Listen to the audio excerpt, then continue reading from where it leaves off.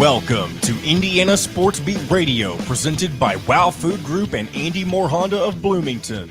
Know your role and shut your mouth, you jabroni! Fires upfield into the end zone, and it's caught. Jelani Woods, touchdown! A 43-point night for Tyrese Halliburton. How do you like that, partner? Galloway drives all the way to the hole, throws it up, got it! Indiana's got their first lead of this contest. I mean, that's a goddamn Emmy winner right there. Now, from the Golf Club at Eagle Point Studios, here's your host, Jim Coyle. Hello, everybody. Welcome aboard Indiana Sports Beat Radio, coming to you here on this Friday, December 8th. Thanks a lot for being with us. As always, we appreciate you, no matter how you're listening, whether it's on radio, on some of our great affiliates down in Evansville, 97.7 ESPN, The Ref, or up in the region, the voice of the region, 12:30 a.m., 104.7 FM WJOB, and over in Fort Wayne, Fort Wayne's only sports station, 1380 The Fan. Make sure you keep it tuned right there in the same spot to catch Caleb and Kenny in the morning. The Sports Rush right after Indiana Sports Beat. How's everybody doing? Ready for the weekend? It is Friday before an action-packed weekend, at least for teams in the state of Indiana, without question. As now you're going to have the Indiana men's team playing against Auburn in Atlanta, but the city of Indianapolis is also going to be a hubbub. You've got the Colts playing on Saturday, Purdue hosting Arizona on Saturday, and then Saturday night, your Indiana Pacers will take on the Los Angeles Lakers for the NBA Cup, the championship of the NBA's in-season tournament, as Tyrese Halliburton leads the way, 27 points, 15 assists last night as they beat and take down Antetokounmpo and the Milwaukee Bucks. Welcome in, John Boy. I don't know if you probably didn't see that game, but man, these young Pacers are still rolling. I tell you what, I haven't seen it. You are correct, but I've seen all of the hubbub, as you mentioned, and it is interesting to see the Pacers be in a position like this. It just seems like we haven't seen this franchise with this much, I guess you could call it hype, since back when Paul George and Roy Hibbert were taking over the Eastern Conference back, I guess it was over 10 years ago at this point. Been a minute. But out in Las Vegas, meanwhile, Giannis Antetokounmpo said his Milwaukee Bucks simply have to be better, as the Indiana Pacers knocked them out in the Final Four. That was pretty fun. I mean, that was a tight game. Do you know what the over-under for that game was? Highest in history, I believe, 258. Did you bet on it? No. I just heard about it after the fact, but while watching the game, I was like, that's crazy. But good luck to the Pacers to Saturday night. Lots going on Saturday, man. Of course, for us, it starts with Indiana taking on Auburn that's a 2:00 game. And, of course, the post-game show, don't forget, with Todd Leary afterwards. So you have to go to the YouTube page for that. And, of course, you should always hit the subscribe button for Indiana Sports Beat YouTube page so you never miss an episode or never miss a post-game show or whatever it is that you might miss. The world of college football. Here's a head-scratcher. Bo Nix wins the Pac-12 Player of the Year over Michael Penix. His record against Michael Penix, Goose egg and 3. He's never beaten him, and he lost to him twice this season, yet Michael Penix is snubbed for that award. Washington has not gotten respect all year long. I've said that all year long. They have just not gotten the respect that a team named Ohio State would have gotten, Michigan, add in whatever SEC team you want. It doesn't matter. And then I heard some very interesting chatter yesterday, John. What if, now I don't want this to happen, but what if Washington, I think this was in the case for Florida State. What if Washington and Texas lose? No, that's not possible. So what if Washington So if Washington and Texas both lost, Oregon would have gotten in the college football playoff. Nope. It's not where I'm going. It's not where I'm going. Florida State. Not where I'm going. What if, I'm talking about in the national semifinals. What if Washington, and I think it was Texas. No, who is Alabama. What if Alabama and Washington lose in the semifinal game? And along the way, Florida State beats Georgia in the semifinal. I mean, the Sugar Bowl, to finish it off and go 14-0 on the season, unbeaten with an ACC conference championship. I mean, it wouldn't surprise me, especially after all of the, hell that they've raised, so to speak. It wouldn't surprise me. It would just be kind of funny.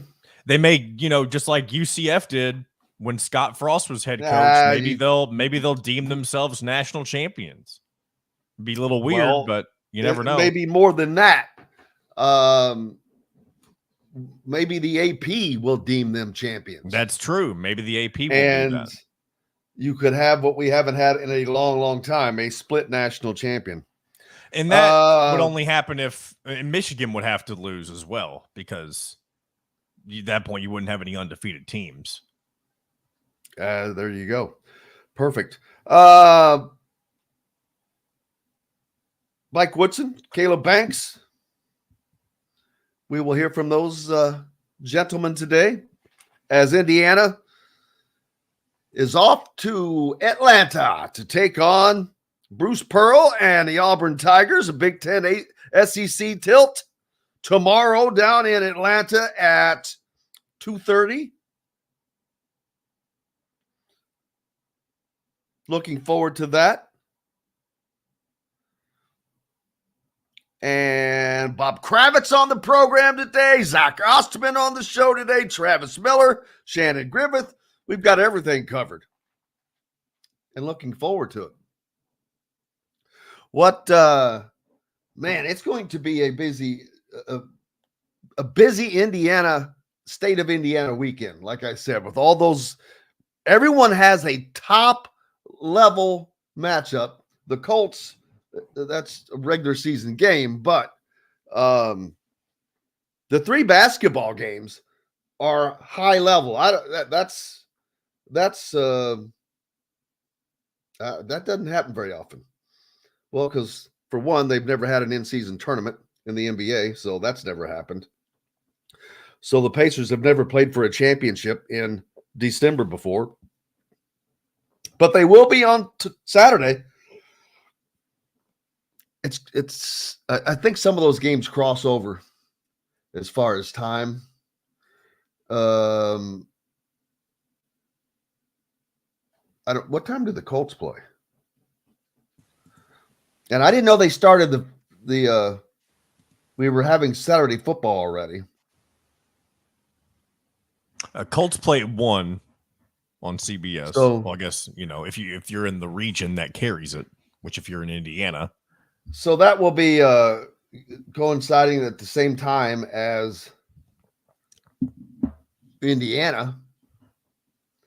taking It's on on. Is Indiana Auburn Sunday or Saturday? Saturday. The Colts play on Sunday. Oh, they do? Yes. I thought for some reason they had a Saturday game already. No, there's then, not that I'm when I look at the NFL schedule for the weekend, there are then zero Saturday games. I was wrong about that. Then you have a great weekend of sports that you for fans in the state of Indiana. Man, Indiana and Purdue basketball, both with two large matchups. With Kansas, well, I'm thinking I'm getting ahead of myself. I think I'm getting ahead of myself to next week. I'm all jacked up. Purdue plays, I know you mentioned Arizona. They also face Alabama and Toronto. That may be this weekend. Yeah, I got it all screwed up. Let's just start over. Boo! Getting the Wayback Machine. I had to, dude. I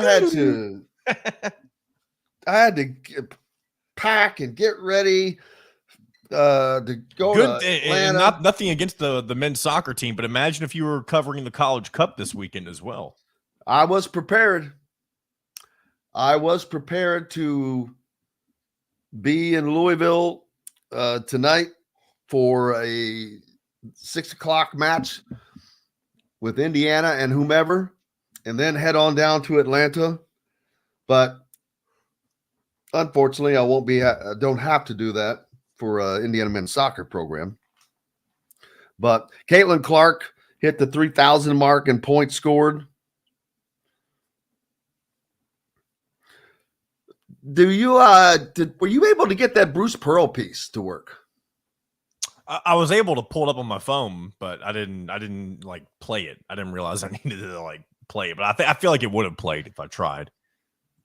What'd you think? I sent it to you to I just thought you were saying the link. I thought you were telling me the link wouldn't open up, and it opened up for me. Yeah, well, that doesn't do much good for me, but cool. But looking forward to another full lineup today. Are you ready for the weekend? What are your plans? Who's going to Atlanta, by the way? I know, as always, there will be a lot of fans. I would expect nothing less than Indiana to outdraw Auburn in Atlanta. I mean, that has just been the case everywhere they've gone. They go to New York, they outdraw UConn at Madison Square Garden. You could go to Las Vegas, and they outdraw Arizona in Las Vegas. Did they really outdraw Arizona and Las Vegas last year? I could be wrong. I didn't think they did. Well, I was there, and yeah, that's true. You were there in person. For some reason, I just thought they mentioned that Arizona showed out there. But again, who knows? Indiana showed out. TV broadcasters sometimes just say what they want to. Well, if that's what, because they also mentioned, and again, you were there. They also mentioned that it felt like a home game for UConn when Indiana faced them in Madison Square Garden. Yeah, well, didn't seem that way to me. Now, on the second game, Indiana lost some fans, of course, because I think a lot of people went back to for instead of staying for Monday. But they show up, show out all the time. We've got to take a break. Up next, the incomparable Bob Kravitz joins us from the Golf Club at Eagle Point Studios, Indiana Sports Beat. Back with more right after this. We'll be right back to the Golf Club at Eagle Point Studios for more Indiana Sports Beat Radio with Jim Coyle, presented by Wow Food Group and Andy Moore Honda of Bloomington. In the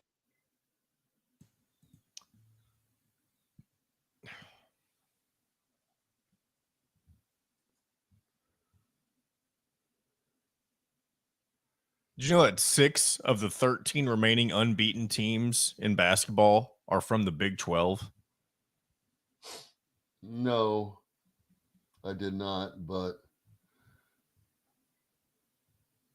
I'm not sure. I'm trying to see if it's still 13. It might be less than that now. Right now I'm counting 9, 10, 11, 12. Damn. Yep, 13. 6 of the 13 remaining unbeaten teams are from the Big 12. UNLV men's basketball game at Dayton will not be played Wednesday night after a mass shooting earlier in the day. Oh, wow. Left 3 people dead at the Las Vegas school.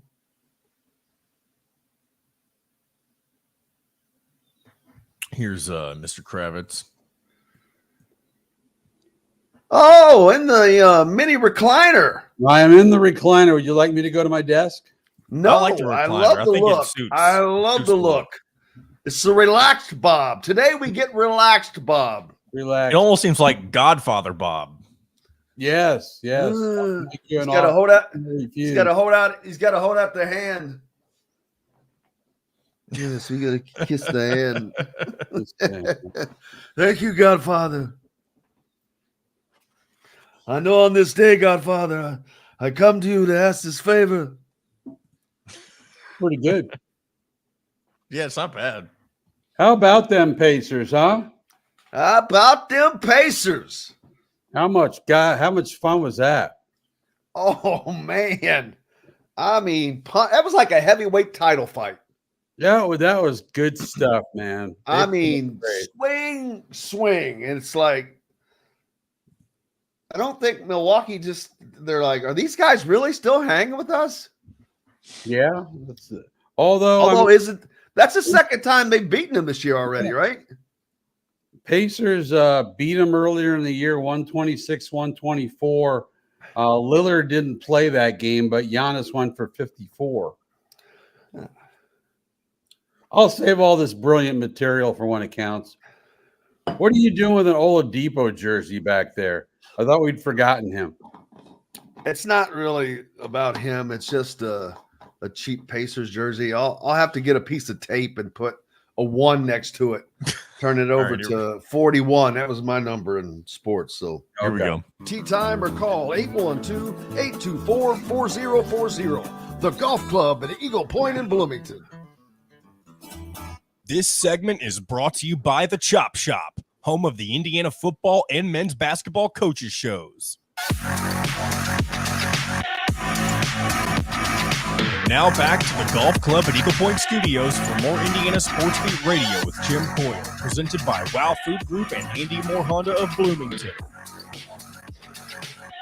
Welcome back, Indiana Sports Beat Radio here on this Friday, coming to you from the Golf Club at Eagle Point Studios. I hope everyone is ready for a good, fun weekend. The Pacers got it started last night, started the party, and Bob Kravitz from BobKravitz.com is here to continue the party, as they might still be partying in Las Vegas, in the city that never sleeps. So I know that's supposed to be New York, but Sin City.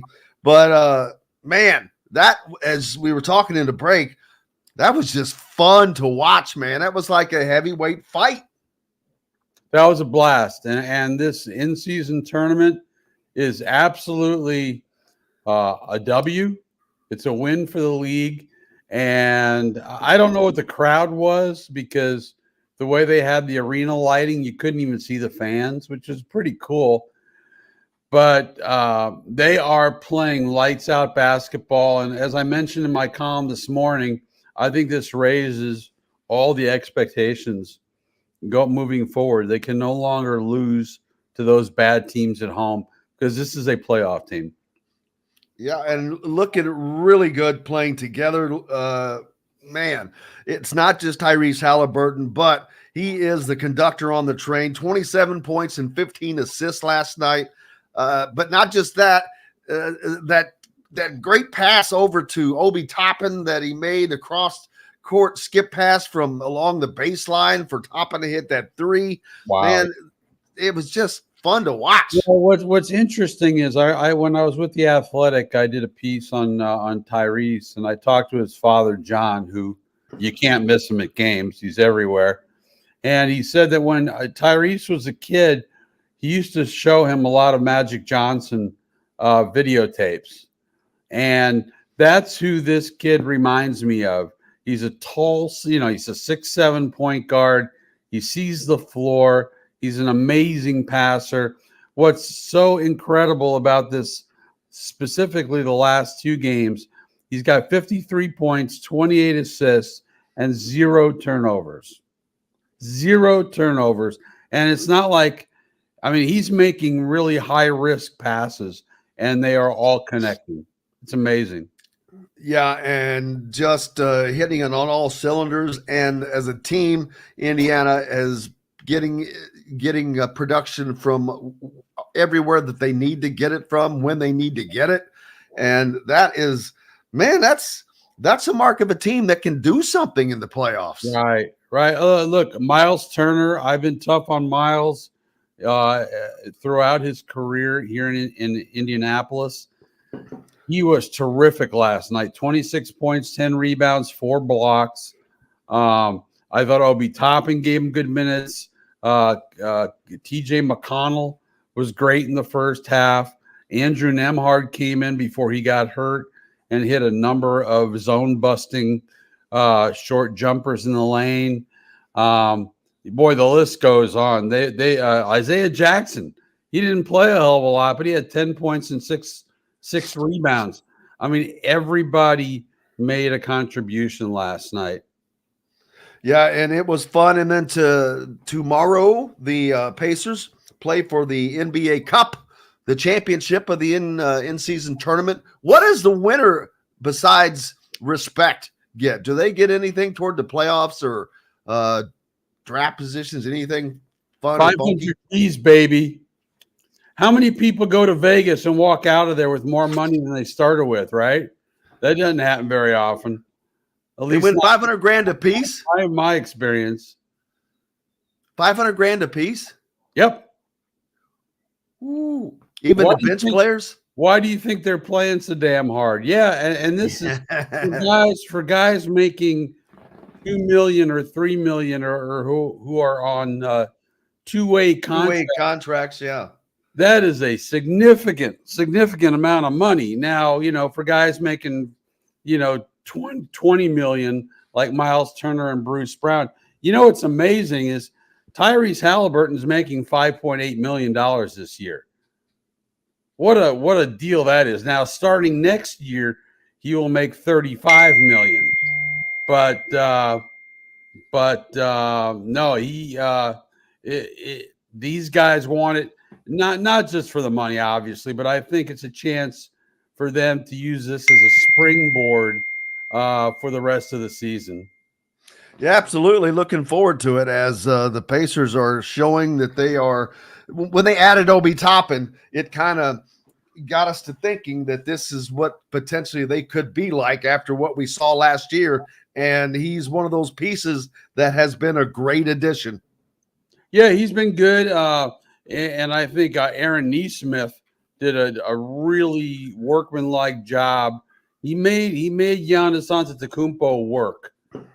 I mean, Giannis got his points like he always does. He didn't get 54 like he did in the earlier meeting between these two teams. But I thought Nesmith was good. Toppin was good. Nembhard, Isaiah. I mean, you just go down the list. They played 10 guys, and all 10 contributed. I think they had 8 guys in double figures, which is extraordinary. And, now they've got to stop losing those stupid games at home to Charlotte and Portland and Chicago. And that's why I say I think this raises the level of expectation, because people are asking me on Twitter last night, yeah, but can they win a 7-game series? I was like, hey, they got to make the playoffs first. They're in 6th place in the East, so they're one step above the play-in game. So there's really no room for error in that Eastern Conference. Absolutely. And as we look in this weekend, also Heisman Trophy Saturday. The Heisman house is a buzz with all of its occupants right now, probably fighting for who gets the top bunk, who gets the bottom bunk as they move in this weekend. So a couple of things. Jaden Daniels wins the AP Player of the Year. I can't argue that, because I don't know that he's not going to win the Heisman. He's got some extraordinary numbers. I think it's going to be – I mean, I don't know who's going to win. I'm not a Heisman voter anymore. But if I was voting this year, it'd be Michael Penix. It'd be Michael Penix, and I'd be perfectly satisfied with that pick. And good for that kid. It's a shame he didn't do it, or he wasn't able to have this kind of season at Indiana. But, I mean, you look at him and Bo Nix, these guys are all transfers. Sometimes it's the best thing in the world for a guy. Look at Khalil Ware at Indiana and how he went from being a lazy so-and-so to a guy who really has a motor and plays beautiful basketball. So sometimes when you're young, you need a change of venue, a change of atmosphere, a change of philosophy. And it's been really good. And I hope Penix wins. That would be great.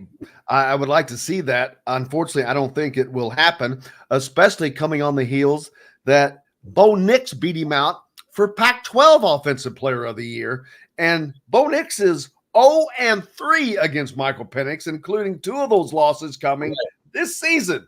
Right. So how do you vote Nix over Penix? You can't. I think that Washington has just not gotten respect this year. And they were, and Michael Penix was, until like they hit that little lull in the middle of the year. But they were playing a team like Arizona, who would later become ranked because they were better than people were giving them credit for. But yeah, they just haven't gotten the respect that is due, unfortunately. And so that's sad to see him not get that award when he leads the nation in passing. Right. But he's my guy. He's my guy for the Heisman. Will he win it? Probably not. Who will win it? I don't know. I mean, do you go to a non-quarterback and Marvin Harrison Jr.? Absolutely not. I don't think so. I mean, he had a great season, but to me, he's not the one. He's not the best in the nation right now. If he was returning punts and kickoffs or something, I think you give him a lot of consideration. But as a wide receiver, unless you're someone who is just really changing the game every time, and he didn't. They didn't beat Michigan. He didn't. And so, no, I'm like, man, he's not even in the same class to me as someone like Jaden Daniels and Michael Penix. Let me quickly address. There's a lot of people saying, well, Ohio State is going to give him an NIL deal, which would equal what he would make as a rookie in the NFL, and therefore he might stay. There is no chance in hell that he's going to stick around and take a chance of hurting himself. What you want to do when you join the NFL is start the clock on your second contract. And there is no way he is going to stop the clock for 1 year so he could play for the glory of old OSU. I hear you. I agree with you. A big weekend coming up for Indiana and Purdue. Big games this weekend. Indiana, of course, in Atlanta, taking on the Auburn Tigers and Bruce Pearl, former coach at Southern Indiana. Right, and that'll be a good game. I don't even is Auburn ranked right now? No, they're not. They're not. So that's a game. That's another litmus test game. I've loved the way Indiana has played its first 2 Big Ten games. I thought they were. I know Maryland sucks, but they put them away dry. And great job against a pretty good Michigan team. That the front line. Look, Indiana's never going to shoot the 3 effectively. Who knows if they'll ever be effective at guarding the 3 effectively? But that is one hell of a front line, and our guy Mbako is starting to figure it out. Absolutely, and that's what's making a difference in this team. Where continues to get a little bit better. It's not that he's scoring more points; it's just that he's playing better. He looks more comfortable. He's passing as well as he scores, rebounding. And I agree with you on Mbako. He's about to get to that comfort spot, that comfort level, and that is what Indiana fans are waiting on. But the thing that I've been people messaging and don't want to say arguing about, but back and forth with people about is I love the play of Gabe Cupps, but I still say to be a good team, a really good team, you have to have a point guard that can also score a little bit. He doesn't have to score 10, 12 a game, 6 to 8 points, something. You can't have goose eggs across your stat sheet, and especially when you're going to take on a team like Auburn, who's got a freshman that in his first game had 19 points and is shooting 40% from behind the 3-point line right now. So you've got to be able to have everything if you're going to be good. Oh, absolutely. And look, Xavier, for all his faults, is far and away the best option they have at the point. And think about this IU team with Xavier, and you've got 2 one-and-dones in my view. I think Mbako and Khalil Ware will both be in the NBA next year. There's not a lot of teams who can claim to have two lottery guys. So I think you look at the Big Ten. I still think Purdue's going to win the thing going away. There are a couple of teams on their heels, but there's no reason why Indiana can't be in that top echelon. I don't think they're going to win the Big Ten. There's no reason why Indiana can't be 3rd or 4th in the Big Ten moving forward. The one thing I do wonder about is I don't know how long Xavier's going to be out, but as this team progresses without him, and it's not that they're progressing because he's not there, they're just progressing because of time. We're getting through December games. You're getting through these tough games. As they get better as a team, when he comes back again, how will there be some disruption there? I wondered that last year. I'll take my chances. Look, I just think Xavier gives them so many more options offensively than Gabe Cupps. Gabe has done he's done a yeoman's job at the point, and they've won basketball games. He's playing very hard on both ends of the floor. But yeah, Xavier just gives you options that you don't have with Gabe Cupps.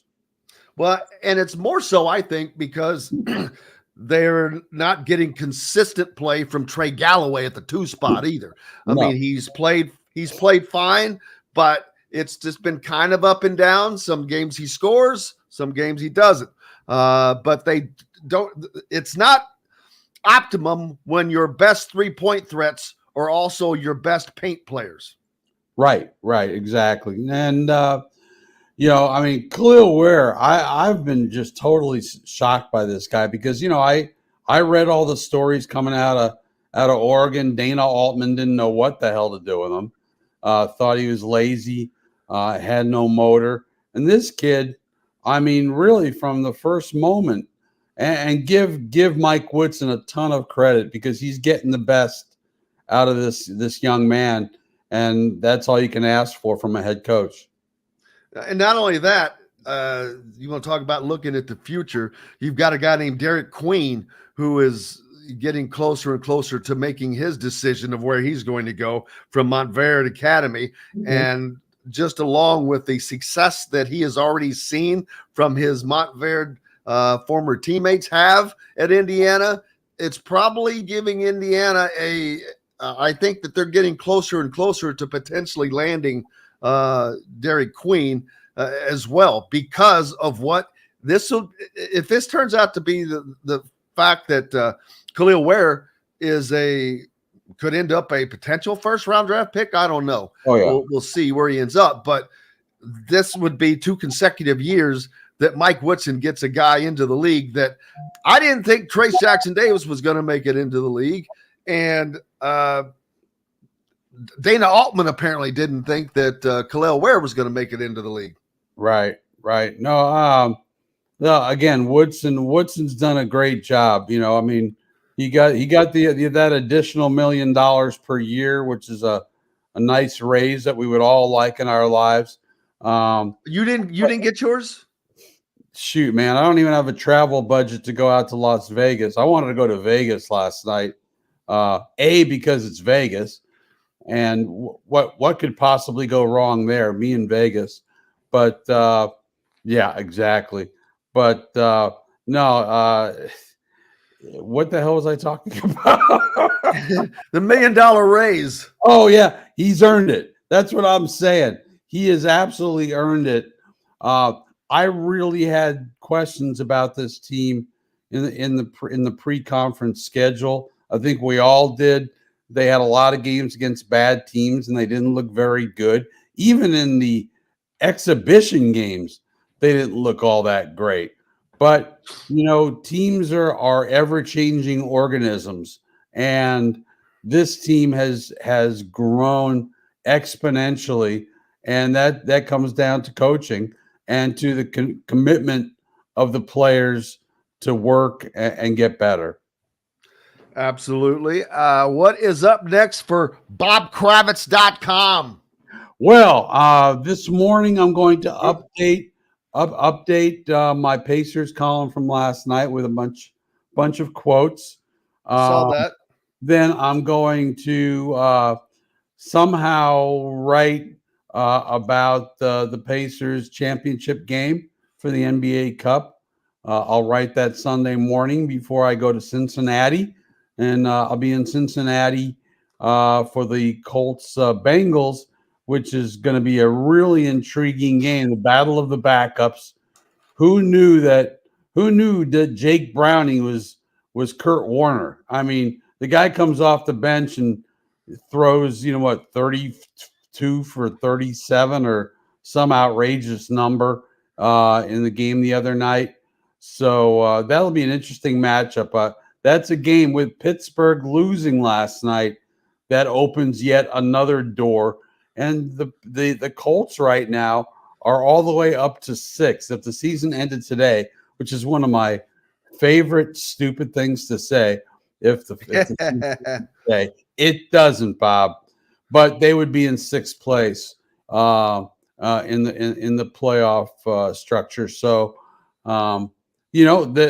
it's a really good time in Indiana sports. You got the Pacers on a heater. You got the Colts winning 4 in a row. IU's playing well. Purdue can win a national championship.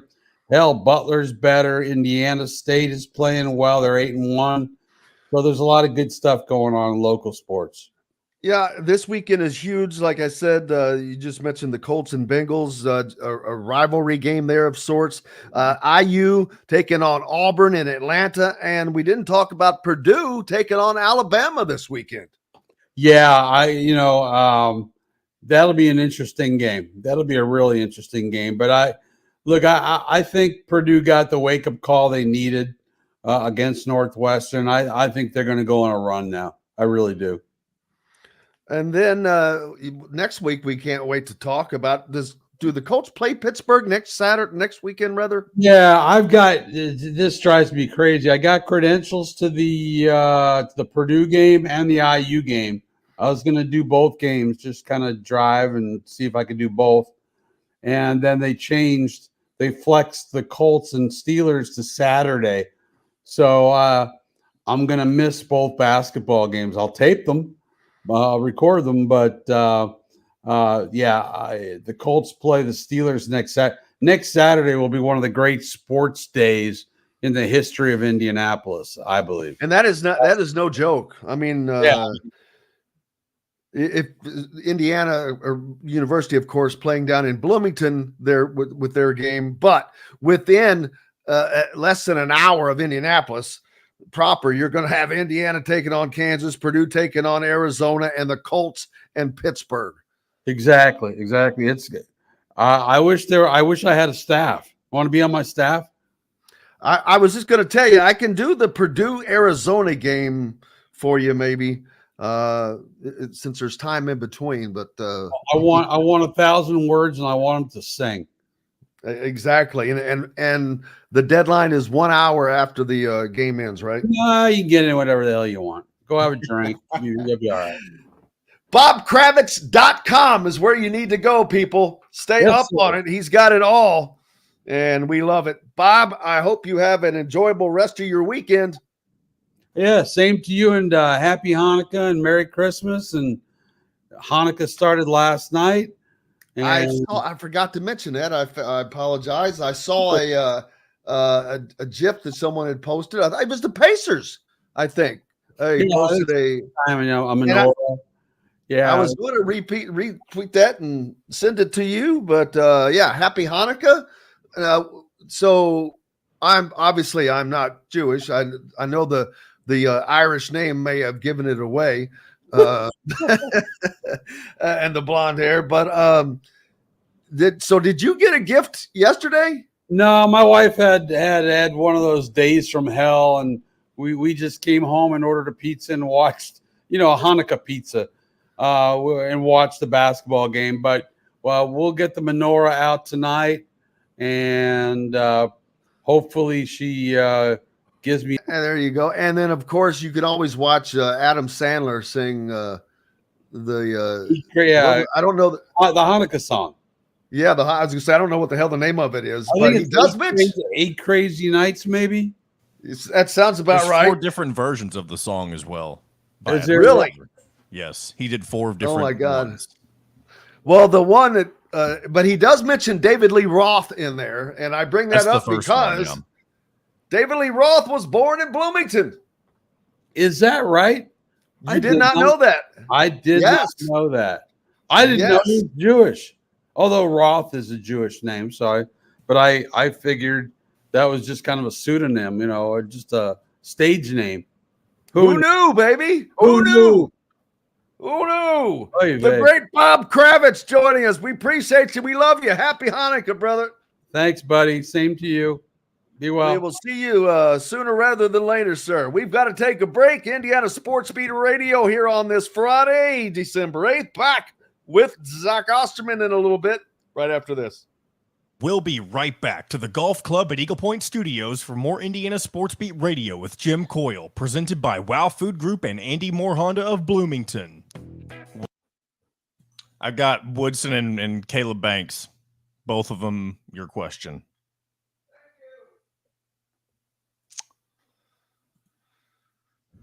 David Lee Roth lights the menorah. That's how that song goes. I hope you all in the comment section enjoyed that little rendition right there. Let me see if I can find the lyrics. I'll sing more of it.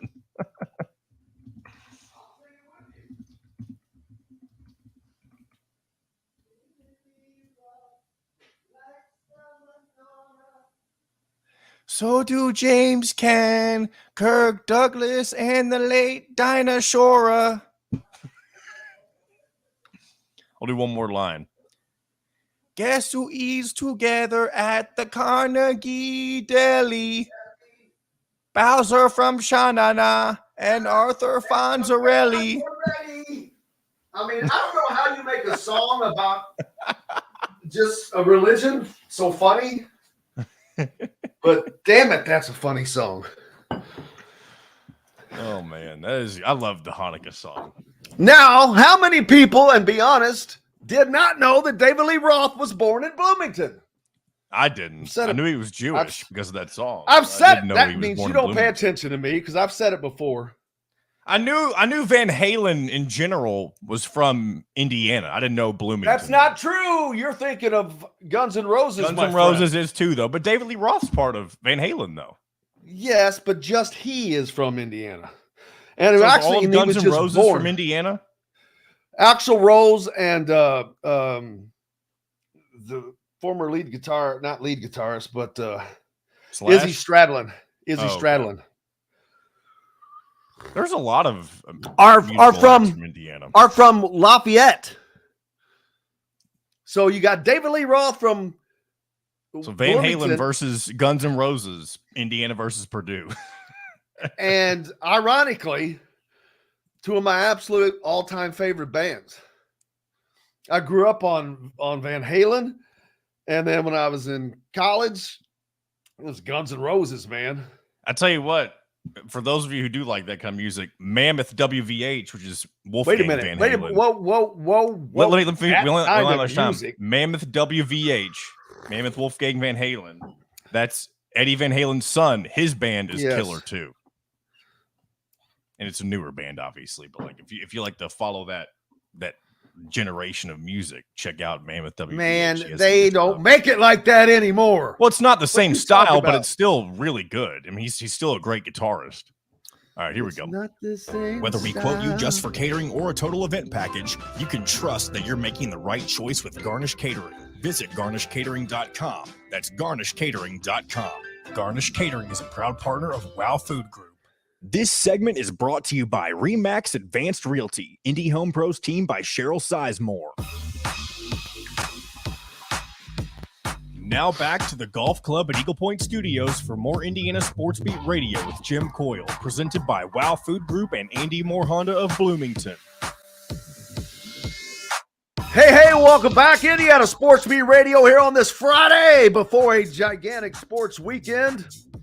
Yeah, I wish we could go back at the very beginning, John, and just edit that out. I had next weekend confused with this weekend, although I was even though I know that immediately after the show I'm leaving for Atlanta. There's too much. Just got back from New York for those games. Oh my God! It just got back from New York for those games, and then you're off. You're like, and then it was mainly because not having you here during the week. I mean, it's now I can't be like back Bob. In the saddle. We're back on the tracks. Godfather, the Godfather. I should have mentioned that during the Bob Father. There you go, because we already have the Todd Father. Yeah, but the Bob Father. Just Mr. Godfather, I come to you on this day and ask this favor of you. That sounds like more like the Godfather. You never come and see me, yet you call me your friend. You come to me on this day of my daughter's wedding. Man, I want to hear from Mike Woodson and Caleb Banks. Yep. Yesterday, we had the opportunity to talk to Indiana head basketball coach Mike Woodson ahead of Indiana's matchup with the Auburn Tigers this weekend. And, we got a little SEC Big Ten flair going on. And this is not planned to my knowledge, but, you've got Auburn and Alabama both in the SEC taking on a pair of Hoosier State teams. So let's hope. Even if you don't like Purdue, I'd rather see the Big Ten beat the SEC, and it doesn't affect the Big Ten standings. So, I'm not going to cheer against anybody. I just watch the games for the most part, except for teams I'm not actively covering at the moment, like the Pacers. I'll go in and out of getting to cover them. So, but yes, Mike Woodson yesterday, I asked him about these big venues. I'm just mentioning just getting back from New York, playing in Madison Square Garden, these big events now going to Atlanta. Last year it was out in Las Vegas. Those are should be done purposely with teams because that kind of gets you into the NCAA tournament type of atmosphere. That's what these games are like and what they're about. So, but let's hear his answer on that. Competition is good, gentlemen. It's always been that way in basketball. And I've never been a coach to shy away from competition. It kind of puts our team and lets you know where you are and where you stand as a basketball team, win or lose. So, I mean, it's, we got a tough schedule. I mean, we knew that coming in this season based on, the players that we brought in. So, Auburn's next up. We got today and tomorrow to continue to prepare for them, and we'll see where it leads us on Saturday. Yes, they will. And it's not going to be an easy game. Trust me. Auburn is a team that started out with a loss, but that's to a team that is now ranked number 9, Baylor. And they were upset the other day to App State, but won 5 games in between. Those upsets, that could have happened to Indiana in one of those games they played earlier in the year. But the Auburn Tigers, they have some good guards. I'll get more on that in a little bit. But Caleb Banks also met with the media yesterday, and he's one of two Hoosiers currently on the roster that are from that Georgia area. And I asked him, with both him and Ja'Kai on the roster now, even though Ja'Kai's not been able to play, is there more talk about Indiana down in the I would say, if I knew the area code real quick, I'd say the blah, blah, blah, the 207, whatever. But in that Atlanta area, and here's what Caleb had to say. Yeah. Indiana has become way bigger on the south side. Just people knowing me and him just took a chance on Indiana and came here to play. That just brings a lot of noise and attention to Indiana as a wide for other basketball players on the south side to see that Indiana is a real good team, and that if me and him go here, they'll look into it as well. There you go, Caleb Banks. Caleb has been Caleb is one of those players that, while Indiana goes through, you mentioned Bruce Bruce. Who the hell is Bruce? Bob talking about that he expects both Khalil Ware and Mackenzie Mbako to be gone after the season. Caleb Banks is one of those guys, you talk about 3-year players, potentially 4-year players. He's a potential 4-year player unless he has this breakout season next year. And he's kind of like an OG Anunoby type. Kind of can do everything. Built in that wing, 6'6", 6'7" wing height, span, can shoot, can get in there and mix it up underneath, rebound. That's Caleb Banks, man. And that's a guy that Indiana's going to have back next year. He continues to improve. We've started to see some improvement in CJ Gunn's game for Indiana, which is critically needed, because while I know that the fans are in love with Trey Galloway and Gabe Cupps, I will tell you this, neither of those guys would start for any other team in the Big Ten right now. And I'm not anti either of those guys. I'm just black and white, tell you the truth. You have to have good guard play. You can't just have a good front court or even a really good front court. People have been getting on there and saying, well, you know what? No, there was and I'm not trying to make an example of you. So I saw a comment earlier that kind of goes along with that thinking with Gabe, that they don't care if he doesn't score, that he's playing within the offense and he gets the ball to the right people. That's all good and well, but you still have to score. Find me an elite team or a top 15 team or a top 3 team in the Big Ten whose point guard does not score. That's like saying that your quarterback absolutely does not ever need to run, no matter what the situation is. Run the ball. Well, it's idealistic, not realistic. It's not true. Now, Gabe's a freshman. As I said, he's treading water. He's doing great. Played tremendously against Michigan, and he will get better as the games go along. He's getting kind of thrown into a situation a la Jalen Hood-Schifino was last year. But to fight that logic that a point guard does not make this team better, what a scoring point guard, what would this team be like if it had a Jalen Hood-Schifino on it right now? There is that, to me, that proves my point. Not that I'm trying to prove anything. It's just realism. That gives you, Bob said it, more options. The more options you have, the more dangerous of a team you are. And if Trey Galloway was more of a threat at the 2, then you could get away with that a little bit more. But he's not really a threat at the 2. He's up and down with his scoring. Not a three-point shooter. And again, Indiana does not have to hit 10, 12. They don't have to hit that. but they need 5-6 3-pointers a game, anywhere from 5 to 8. That, with what they have, the talent that they have, if they're hitting 5 to 8 3-pointers a game, they're going to be a tough defeat to anybody. And I don't care who it is. You look at a team like Auburn, Aiden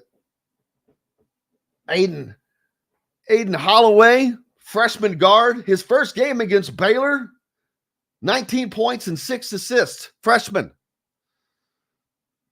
He's gotten better. So that's going to be the challenge for Gabe Cupps or whomever draws that assignment this weekend. And he's got a running mate, but he's able to shoot that three, man. He's hitting over 40% from three now. So going to be a fun game. Let's see. We've got to take a break. We've got a lot more coming up here on Indiana Sports Beat Radio in the next hour. Zach Osterman from the Indy Star, Travis Miller from Boiler Upload, and Shannon Griffith to talk about Indiana football. All of that and more right after this. We'll be right back to the Golf Club at Eagle Point Studios for more Indiana Sports Beat Radio with Jim Coyle, presented by Wow Food Group and Andy Moore Honda of Bloomington. In the market.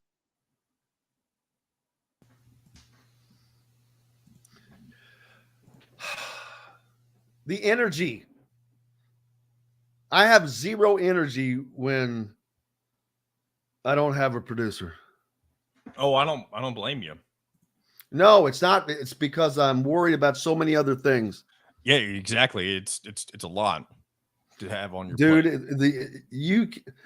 I guarantee you, I just go back and watch one of those days, and you could probably watch for like 5 minutes and see the difference.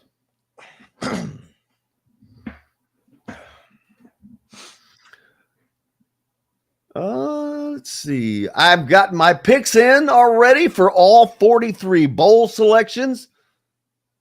I ain't waiting around. I ain't got time for that crap.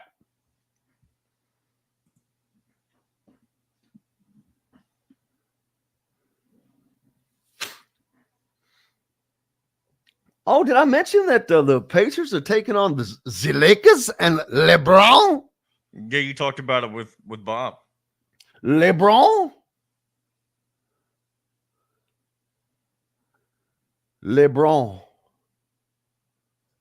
Speaking of LeBron has his first full contact practice with USC, moves closer to his debut. Good for him.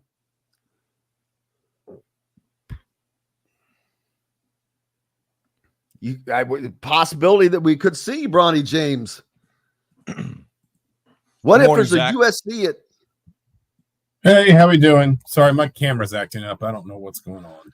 It's okay. Well, I wish I could do that. I have a face for not having a camera. I can promise you that. Face for radio and a voice for newspapers and an intellect for yearbook. Oh, yearbook's fine. That should be on my tombstone. I was in yearbook. One year. That was enough for that. I'm like, this is nothing but just patching photos, man. How are you doing, man? Are you heading to Atlanta? Well, of course, you got to be. Later. Got to be. I forgot. Going home. Yeah. Oh, I wish we could play that. I'm going home. Zach's going home, baby. Did you live in the immediate Atlanta area? Yeah. My address was Atlanta. Growing up, they actually incorporated the suburb. Yeah. Not long after I left. All right, here we go, guys. Real estate for additional information, 812-583-0919 or go to mystonecrestliving.com. That's mystonecrestliving.com for more details. This segment is brought to you by Hank's Pizza Mac. Now back to the Golf Club at Eagle Point Studios for more Indiana Sports Beat Radio with Jim Coyle, presented by Wow Food Group and Andy Moore Honda of Bloomington.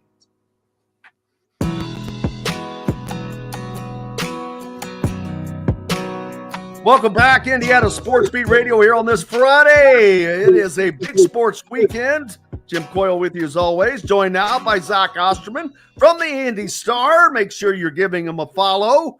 Be a subscriber to keep up on all things, all sports for the entire state. Thanks a lot for joining us as always, Zach. Appreciate you. Absolutely. Thanks for having me as always. A busy week, man. We started off with when was that? John, when was the football coach? When did that happen? Was that last Friday? That was a week ago. That was Friday. Yeah. See, it's just been all that stuff piling into one games, and now the Pacers winning last night, which was huge. A gigantic weekend. This weekend coming up, but it gets even bigger next weekend, Zach, with this weekend, of course, Indiana takes on Auburn, and then Purdue has Alabama. Next weekend, Indiana and Kansas, Purdue, Arizona. So the college basketball world is focused firmly on with the Hoosier teams over the next 2 weekends. But Indiana is playing pretty well right now. Their game has definitely improved. And we've seen that even though they've lost Xavier Johnson for a period. Gabe Cupps has stepped up and done a solid job filling in at point guard. But more importantly, it's the improvement of Kel'el Ware, of Malik Renew playing within all of this, and Mackenzie Mbako really starting to, I always say this, I got to stop using this term, but starting to find his sea legs. Yeah, I think. Listen, I don't begrudge anybody who still has some doubts over this team, or at very least over the potential for there being a ceiling on the way Indiana's playing. Because I wouldn't just sort of expect Indiana to suddenly hit a bunch of threes and just turn into a completely different team. But what they do, it's fair to say they do well. They need to limit turnovers a little bit more, but the flip side is they've gotten better rebounding the ball. They are, I think, as reliable as any Indiana team has been in a while in terms of free throw rate. I mean, right now their free throw rate, which is for people who doesn't know, that's how many free throws they attempt as a percentage of how many field goals they attempt. So basically, how many free throws are you attempting per shot? If you sort of understand what I'm saying. Their free throw rate right now is not just the highest it's ever been under Mike Woodson. It's the highest it's been, if you look back through the KenPom database, it's the highest it's been going as far back as KenPom does to 1997. Bob Knight's 97 team had a free throw rate of 49.9%. Right now, Indiana's at 47.5. That number will probably go down a little bit. Those numbers are always goosed up in the non-conference by the teams that are just sort of physically or athletically overmatched that you play. But the point is, Indiana's doing that really well. Again, I think Indiana has gotten a little bit better rebounding the ball, and they just shoot twos so well. And it's not, I don't think either of these guys is necessarily better at the college level than Trace Jackson Davis was. But when you have Kel'el Ware and Malik Renew, and increasingly, to your point, Mackenzie Mbako, you just have more depth of options and guys that could lead you in scoring on any given night, rebounding on any given night, guys that can trade sort of the position of focal point within the offense back and forth really comfortably. And Indiana is just kind of building a floor under itself where you can count on the fact that because they're so good at getting really good high percentage shots, this team is going to be really hard to kind of keep out of the scoring column. And you're going to get, I think, some games like Michigan the other night. Yeah, I think that and with the improvement of it's more about confidence with Kel'el Ware, it seems. I'm not sure that he's gotten better. He's just more he's much more confident and he's challenging teams to play his game. And then you've got Malik Renew backing him up. They're both passing the ball really, really well. Mackenzie Mbako is not forcing things. He is taking what he gets and just riding it as it comes along. Todd Leary raves about his shooting. He says he's one of the best shooters that Indiana's brought in since Jay Edwards. And Todd doesn't say that kind of stuff. And that I was looking up, this is a guy who was on a team that still has 5 of the top 11 all-time 3 shooters in Indiana history. So that says a lot about him. His 17 straight free throws to start the year says a lot about his ability to stay focused and a shooting stroke. The guard position is where Indiana has not gotten a ton of scoring, definitely not getting 3-point shooting, which it's not that you have to have a ton of it, but until even if Gabe Cupps is not really comfortable there yet from that aspect, if he could just get to the free throw line a little bit more often, because he's shooting his free throws very, very, very well. Trey Galloway is still trying to find, I don't know if without Xavier, he's a little more lost. He's not putting up 3-point shots, and his free throw shooting is just barely over 50%. Yeah, I think on Mbako in particular, it feels like he's got a better sense for where to get his offense. There's this, at least I think it's a fair debate over whether he's a 3 or a 4.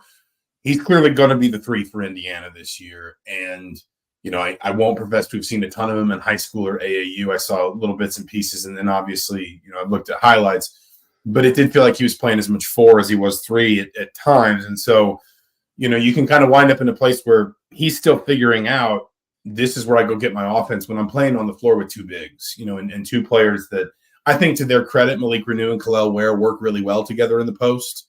In many ways, the same way Trace Jackson Davis and Race Thompson did. Sometimes you play two big men together, and it's almost like they kind of get in each other's way. They both want to occupy the same spots on the floor. They both sort of want to do the same things, particularly offensively. I think Ware and Renew complement each other really well, and Indiana's able, in part because Renew is such a good passer and Ware can be a threat faced up to the basket with long 2s or 3s, and so you can move him away from the rim and still get offense out of him.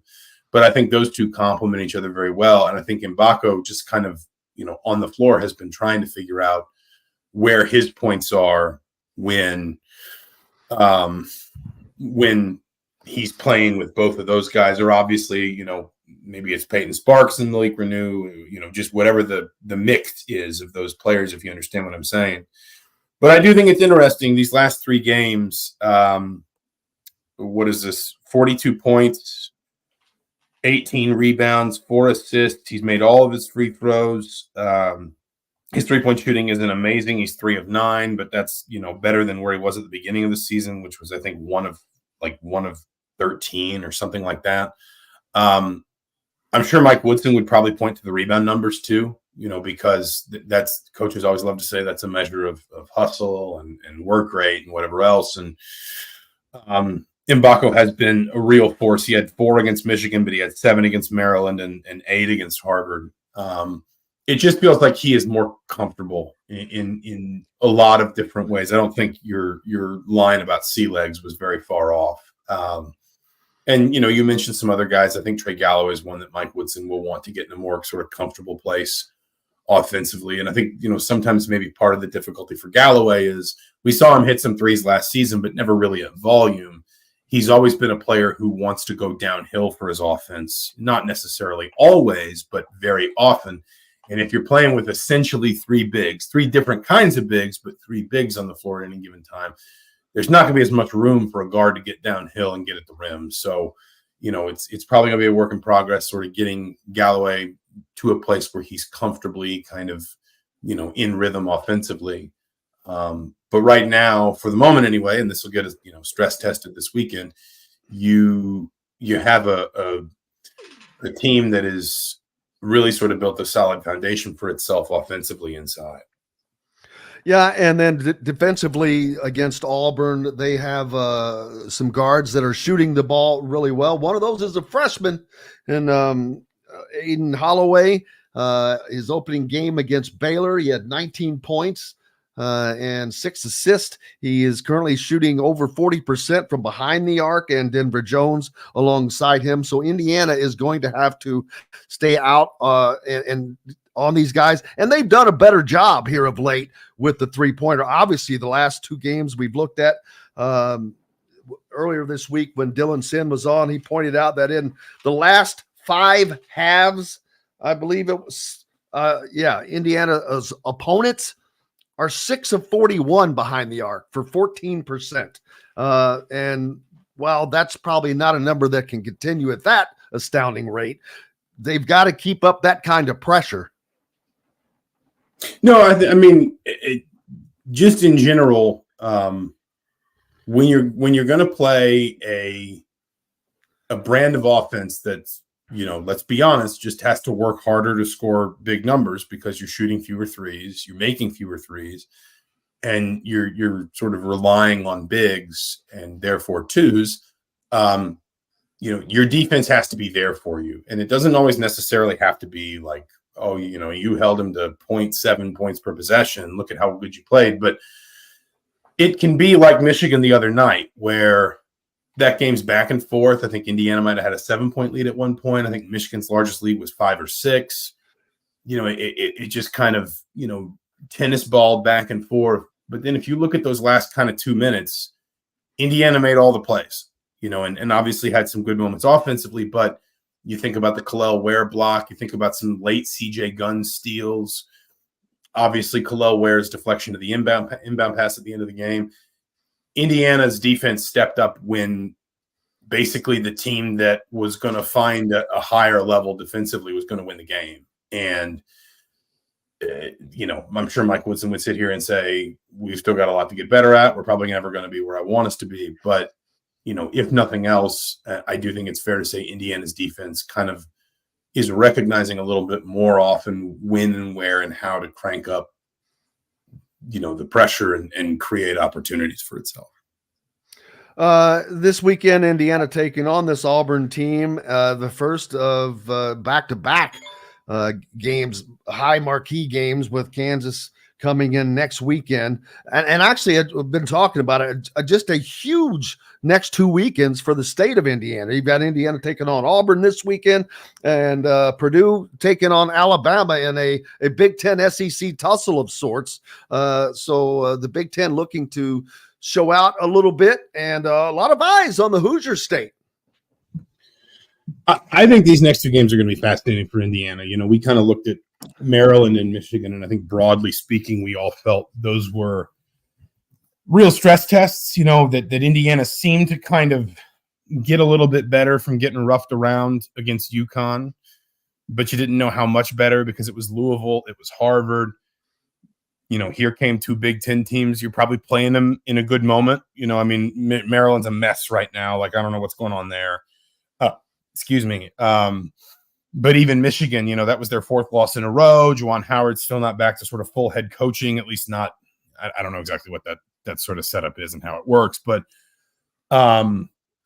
you probably played these 2 teams at a good time in the calendar, but it's still, teams that are going to finish probably somewhere between 8 and 12 in the Big Ten, maybe 7 and 12 if we're being, kind of generous. How could you handle that? How would the improvement we feel like we've seen from Indiana over the last, let's say 4 halves of basketball before the Big Ten opener, how would that carry over? Well, that test was passed, pretty resoundingly. Indiana wiped the floor with Maryland and then went on the road and picked up a tricky road win at Michigan. Now you get a different kind of stress test, which is okay. You've gotten better, but now you need to prove that you can beat the kinds of teams, particularly away from home, that you're going to need to beat to go to the NCAA tournament. Because right now, and I don't, people shouldn't freak out about bracketology on December 8th. Like, that's just not a thing that anyone should worry about. But I don't think it's unfair to point out that, Indiana really hasn't added anything of quality to its resume through November and December. Win either one of these games. Auburn on a neutral floor would be really good. That'd be a quad 1 win. It'd probably hold up all year as a quad 1 win. Kansas at home, we all know what Kansas is, how good they can be, but that would probably hold up as a quad 1 win all year. And would just kind of get you to a place where in the micro, as long as you take care of business in those last 3 games around the winter break, you come out at worst 11-2, 2-0 in the Big Ten. You've done everything you needed to do at the baseline to feel good about where you are going into January and the resumption of Big Ten play. But in the macro, if this makes any sense, it's also kind of a stress test to say, can you, as currently constituted, playing basketball the way you're playing, relying on the lineups you're relying on, scoring the ball in the ways you are, and perhaps pointedly not scoring the ball in the ways you aren't. Does this system, is this team, as currently constructed, capable of competing with and beating the kinds of teams it's going to need to build an NCAA tournament resume? So I think I'm just kind of interested basically in the stress test of, okay, can this work against the teams you're going to have to beat to get where you want to go? And I think that's what I find so fascinating about these next 2 Saturdays. Looking forward to it, and looking forward to seeing you in Atlanta, man. Sounds good, brother. Travel safe. Safe travels to you as well. Zach Osterman from the Indy Star. Make sure you're a subscriber. Give Zach a follow. Up next, Travis Miller from Boiler Upload. As we've talked about, Purdue also with a Big Ten SEC challenge this weekend, taking on the Crimson Tide. We're back with more Indiana Sports Beat Radio right after this. We'll be right back to the Golf Club at Eagle Point Studios for more Indiana Sports Beat Radio with Jim Coyle, presented by Wow Food Group and Andy Moore Honda of Bloomington. You look morning, so gentlemen. happy. Good morning, gentlemen. Oh, I heard you. So happy. I was waiting for Jim to say something. Oh, okay. Look so At happy. the same time. He looks so happy. Pacers, man. They're challenging my NBA theism. So Your NBA what? my NBA theism. Yo, and it's weird. Whenever you said NBA theism and whatever leading up to it, your microphone like transitioned to something else. Like you're now sounding. Oh, different than you great. did. Now you're back to normal. Now you're back. Okay. I'm just sitting here, so who knows? Let me see if there's Who knows anything on today? my end I can do. You know, Maybe something. it looks like you use, what kind of earbuds do you have? Because they look just like the ones that I have. They're SoundCloud ones. I think those They're are. like $50. They're really nice. I like them. All right, and These whatever you just did now, it sounds like you're underwater. Great. And try this. Any better? Any worse? Not. I think it's still connection. underwater. I think it's All right, let me just turn off the Bluetooth and I'll go with the phone. Or what? One thing you could do is just. I think your microphone is attached to your headphones. Like, can you make your microphone your phone No, and not the no, headphones? Yes, he I don't think so, but is this better now? That's better. Yes. yes. Okay, He has yeah, to undo we can the go with this Bluetooth. then. All right.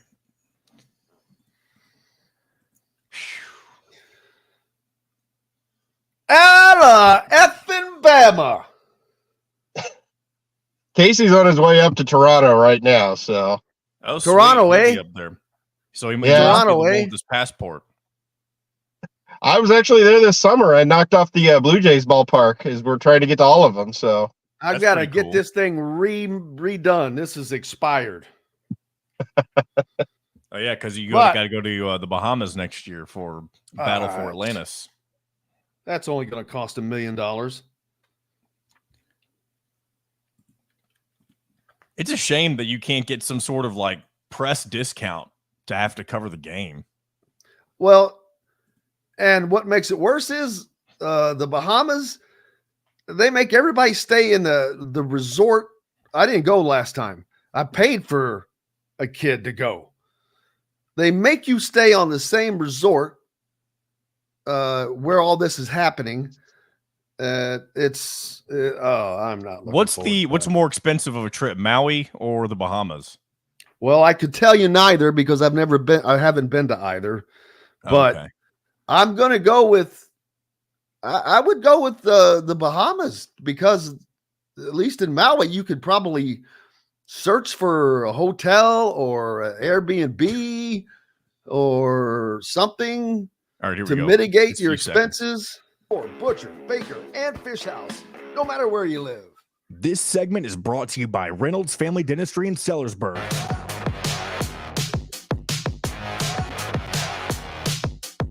Now back to the Golf Club at Eagle Point Studios for more Indiana Sports Beat Radio with Jim Coyle, presented by Wow Food Group and Andy Moore Honda of Bloomington.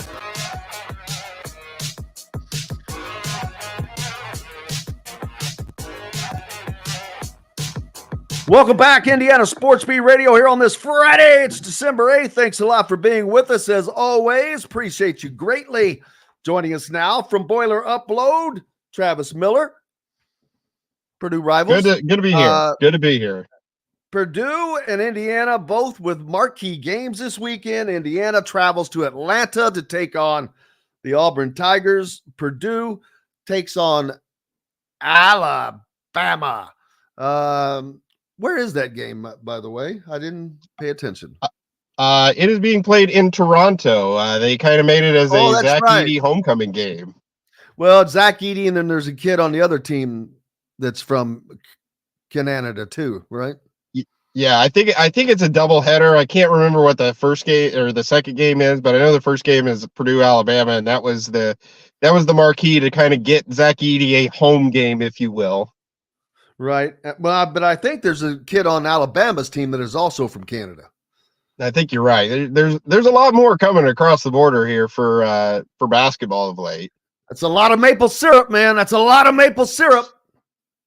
As long as he's not following Chris Berman's advice for going to Canada, I'm fine with that. What was that? I missed that.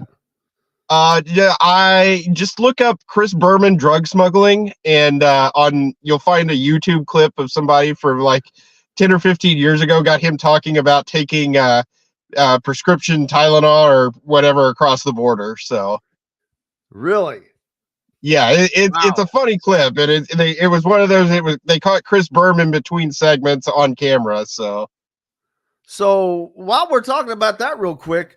So next year when I have to go to the Bahamas and I have to take my prescription meds, is there something that I need to know about? Which this is not only is that dumb, but 90% of the drugs probably come from Canada. Whatever he was taking probably came from there originally. But yeah, I'm like, man, you got me worried now because I'm like going, hey, I generally just travel with my prescription drugs and medications, I should say, prescription medications in a container that I separate it out before I go. So I know, bam, every day, just boom, hit that and go. But see, they're not in their bottles. That's always concerns me. That always concerns me. But, so yeah, did not realize. Now I knew that Chris Berman was into leather pants. I don't need to think about that one. No. See that's a joke that you have to go back and look up Chris Berman and leather pants. It ain't him that he's talking about. It's a joke. But Purdue going to Toronto, to take on Alabama. This is going to be a game of. Purdue is not a team that is typically getting up and down the floor. That is what Alabama does. They want to get up and down the floor, shoot a lot of shots, and make it a running game. Should be relatively interesting. Yeah, and I think Purdue's gotten up and down the floor a little bit more than expected. I know Braden Smith has really wanted to push tempo, and if you saw any of Monday's game against Iowa, he was all about getting past their press and creating things in the fast break for Purdue. And it was kind of refreshing to see. It's not something that we have seen in a very long time for Purdue, but I think he is really making a difference this year with his ability to push the tempo. Purdue is running at a faster pace this season than they have in several previous seasons. And I think you're also starting to see Edey's advantage that he's running the floor a lot better too. Absolutely. Ethan Morton, of course, with a good stat line minus points, but that was not the overall goal there as last in that game. He had a lot of other stats that were very, very big helpful. He did knock down a shot, but Matt Painter was very happy with how he moved the ball, but he got rebounds, he got assists. He did the other things. 4 rebounds, 5 assists, and a block in that last game. So you don't always have to score. I agree, because we have this discussion about Gabe Cupps a lot, but you still have to have numbers in the stat line that actually do show up. Because while there are a lot of things that don't show up, there are things that do show up, like his rebounds and 5 assists. So you don't have to score to affect the game, but you definitely have to be a big part of it. Yeah, and the big thing that I want out of Morton right now is he's getting 1 or 2 wide open looks from 3. And if I just had one nitpick for him, it's like you got to knock those down with regularity. He kind of struggled shooting from 3 last year, but if he's able to hit just 1 a game, I think that opens up a lot because he's getting those looks, and those looks often come at key points in the game. I'm fine with him taking him, but he's got to knock him down. And I need him to shoot 35-40% from 3, and he's kind of close. I think he's at 33 right now, but he's missed like his last 5 or 6. So if that can become a regular weapon when he is in the game, and he's at least a threat to knock that down, I think it opens things up for Purdue even more. Well, and that's a conversation that we have a lot about Indiana right now. This Indiana-Purdue game, damn, this is going to be interesting. It's going to be fun, I think. Both teams, no doubt, have great interior play right now, and it's going to be that game could come down to guards. That's a ways out, so there's no point in talking about it. But just thinking ahead, because they're both doing some similar things. They go as their guards go a lot. If Purdue's guards are having a good night, Mount Edie's having a good night. He always has a good night. You can't stop him. Whether or not it's Ethan Morton or Trey Kaufman-Renn that is adding support, then it just comes down to guard play and just knocking down a few shots. Talk about Indiana. They don't have to hit 10 or 12 threes a night. They just need to hit 6 or 8. I see Purdue as a team very similar to that. They don't have to hit a ton of threes. They've got Mount Edie, and you've got Trey Kaufman-Renn. And if they just get a blend, that makes you a tough out, man. Yeah, and I'm tracking a stat this year. I'm calling it my 35-15 ratio. And it's basically, I'm keeping track of when Purdue shoots better than 35% from 3, and they have 15 or fewer turnovers. And if they get 15 or fewer turnovers and they're shooting over 35% from 3, I think they're unbeatable. I mean, it would take something incredibly special to beat them. But if they are deficient in both of those categories, that's where they get into trouble. That's what happened at Northwestern. That's what happened in their last 3 NCAA tournament games. And it really is a case of they just have to take care of the ball and, knock down the open looks that come out of the offense. They're going to get 15 to 20 wide open looks from 3 per game. If they can hit 35-40% of those, they'll be fine. And that's honestly what it comes down to with them is there's nothing different that they ran against Northwestern that was questionable. They turned the ball over a little bit and they got cold from 3 in the second half. And that was the difference. That's why they lost the game. Well, and I'm assuming a lot of that credit on the turnovers goes to Northwestern. Obviously, Boo Buie, an experienced guard. They've got some experience at the guard. They're on the opposite end. They most of their experience is in the front court or the back court rather than the front court. And it was that more Northwestern putting pressure on the guards. Yeah, they really buckled down on Smith's ability to drive in the paint. He kind of did whatever he wanted in the first half, but they were really clamping down on him. They took advantage of their size whenever he got into the paint, and he would get into the lane, and he didn't have a lot of options. He was struggling to get the ball to Edie or Caleb First or Kaufman-Renn, or he was struggling to finish at the rim. And then Buie does what he did. I mean, he had a phenomenal second half. He was great in the overtime. they hit a couple of big threes in overtime after Purdue had taken a 3-point lead twice. And that was really another big difference. They hit those shots. Purdue couldn't get the stops that they needed. And then everything kind of tightened up from there. Yeah, I've got to tell you, man, I was watching the end of that game because we had just gotten out of Indiana's game and I thought the game was over. I'm like, oh, Northwestern's got this one finally. Damn it. Looked up. We're in overtime. I'm like, are you kidding me? How the hell did he manage that?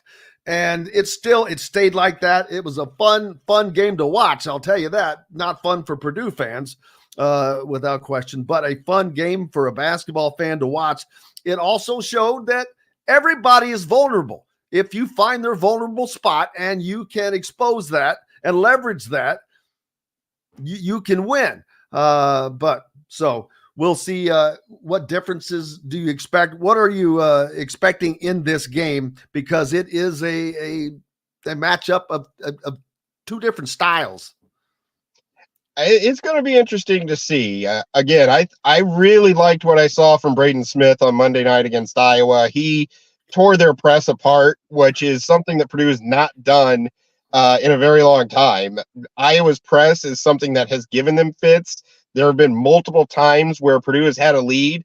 Iowa turns up that pressure and they've struggled and either lost the game or given up a lead. So I think that they will be able to run with Alabama. I was very encouraged with what Smith did.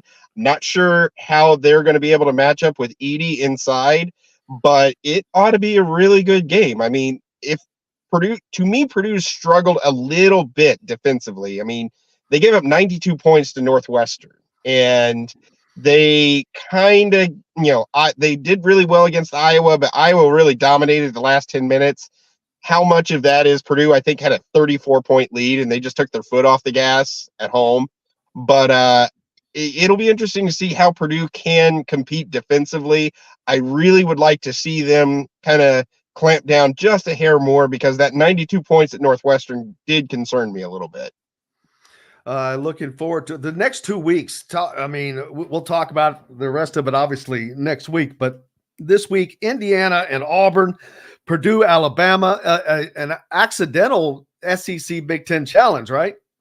Yeah, and battle for the state of Alabama too. So didn't realize, you know what? I didn't think about that because I guess I'm not that quick. So the Hoosier State and the state of Alabama, wild. As that gets going this weekend, and SEC Big Ten. Then next week, you've got Indiana and Kansas and Purdue and Arizona. So back-to-back gigantic weekends for Hoosier basketball. And the Pacers, might as well throw them in. Yeah, the Pacers are impressive. I watched a good portion of that game last night, and I'll tell you what, Tyrese Halliburton's growing on me. I usually am not an NBA fan in any way, shape, or form, but I'm starting to like them. They're turning me around, honestly. Absolutely. Fun to watch, and looking forward to keeping up with them, and looking forward to talking to you again next week, my friend. Thanks a lot. I appreciate it. You betcha. Make sure if you're a Boiler fan, give Travis Miller a follow and go to @BoilerUpload, Purdue's rivals site, to keep up with all the news, information, and recruiting news. We're back with more Indiana Sports Speed Radio after this. Shannon Griffith joins us. We're going to talk some Indiana football and new coach Kurt Cignetti. And his coaching staff is complete. And where does he go from here? Back with more right after this. We'll be right back to the Golf Club at Eagle Point Studios for more Indiana Sports Beat Radio with Jim Coyle, presented by Wow Food Group and Andy Moore Honda of Bloomington. In the market.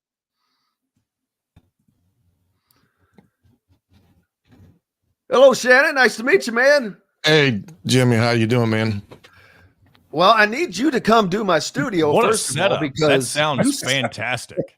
He sounds better. Is his sound better than mine? It's different. There's more bass. He has a little more bass. I got a little more bass. I like the bass. I use this I use a Roadcaster. Don't you start that, John. He's gonna be asking you to teach him, Shannon, how to use a Roadcaster. I bought this over how long ago? A year and a half ago? It was about a year and a half ago. And so I take it to my producer, John, here, who's on with us, and I say, all right, you got to learn how to use this thing because it'll be great for the show. And I think you teach me. Well, about a year into that, I finally just recently just got it back. So I haven't had time to deal with it. Boy, I tell you, you're asking the wrong dude. I just plugged it in and thank God it worked. But just knowing that, I'm like, wow. Now let me ask you this: can't you put like sound effects and stuff on it? Yeah, I've got there's a sound effect board, and I can do. Do you have any on there? Yeah, I got some. I can talk like this. Oh, you mean change your voice? Yeah. No, I meant like recording stuff like the Macho Man, Randy Savage. This is the sound of Indiana University presenting the IU. That's pretty cool. Yeah. So yeah, you got not bad for a Ball State guy. John doesn't know how much trouble he's in. Once I get this set up and I get my sound effects and I get Randy Macho Man Savage on there and I get Ric Flair on there. Well, the reason I had to use my setup is my office right now has got sun blaring in it, and my overhead lights just put a big spotlight right on my big forehead. Well, I like the look, man. It looks like we're tuning into Simon and Garfunkel or something. Hey. We've got the guitars in the background. I'm like, hey, not only we're going to get a segment and maybe a segment song, or a show song out of this. That's to fool people to think that I'm musically inclined. Yeah, I would do the same thing. I wish I was musically inclined. I've got actually, that's a good idea. I should get my AC/DC signed guitar and put in the background. Oh, There you go. Absolutely. Downstairs. And then it's got, of course, you've got to have the wall of, like you do. You got the 500 picture. Of course, I don't have any of that. I just got my coaching days from Ball State. And all right, here we go, guys. 5 seconds. All right. 040, the golf club at Eagle Point in Bloomington. This segment is brought to you by Bubba's 33 in Clarksville and Evansville. Pizza, burgers, beer.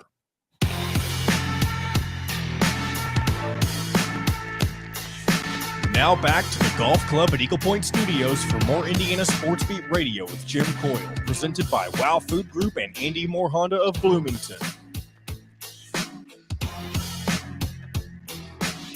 Welcome back, Indiana Sports Beat Radio on this Friday. It's December 8th of a big sports weekend coming up. Lots and lots and lots of basketball, as we've been talking about all morning. But there's plenty to talk about on the football side as well. Welcome Shannon Griffith.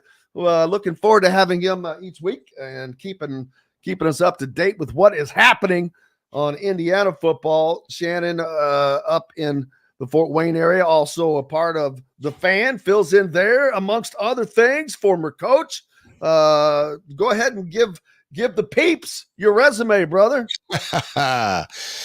Well, I'm a 28-year career college football coach. And for those that may know, I worked at Ball State under Bill Lynch, who was an IU head coach at one time. And then after those days, I spent the better part of my years as a head coach up here at Manchester University before retiring and getting into actual fundraising as my day job and do some of the broadcast stuff on the side. So I wanted to be undefeated, Jim. So I always could get behind a mic and be able to tell people and coaches what they did right or what they did wrong. I like that fundraising part. I can volunteer to be a part of your whatever you're raising for. We could definitely use some of that. Yeah, do some higher education fundraising right now for Hanover College. So congratulations and good luck with them. A great spot located down in southern Indiana, as I call it, because I went to Floyd Central down in the southern part of the state. I do not consider Bloomington southern Indiana. It's South Central Indiana. But Indiana football, the new hire of Coach Kurt Cignetti from James Madison. It has come with a huge it's the biggest response to Indiana football I have seen at minimum since I was in school and Bill Mallory was there, but there was no social media then, so I can't compare it on that level. But from a social media standpoint, there's nothing to compare it to. I can just tell you by looking at my own numbers that I'm like, holy crap. This there was something said about Indiana being a quote unquote sleeping giant. I don't know about giant, but they are definitely sleeping and waiting to be woken up, because there are fans that would fill Memorial Stadium on a regular basis if there was a quality product there. I believe that. I don't expect fans to stay in their seats through 4 quarters of crap football when you don't think a team has a shot to win. But when you have a team that they may be a 7-5 team, but you believe that they have a chance to win every game, that's a different story. And I think that is, first of all, that's part of what Kurt Cignetti did at James Madison. He pointed out they won 6 one-score games last year. Indiana lost 5 one-score games last year. And that's a mentality, that's a culture, and that is all that permeates to the fans. And so he's won the press conference. I sent out a Twitter post. He won the press conference today. He won the Simon Scott Assembly Hall crowd tonight with that Purdue sucks. And so does Miami and Michigan and Ohio State too. Boom. It was over. I mean, that just got people jacked up. Now he's got to follow through. Yeah. And I know that a lot of Indiana players have hit the portal.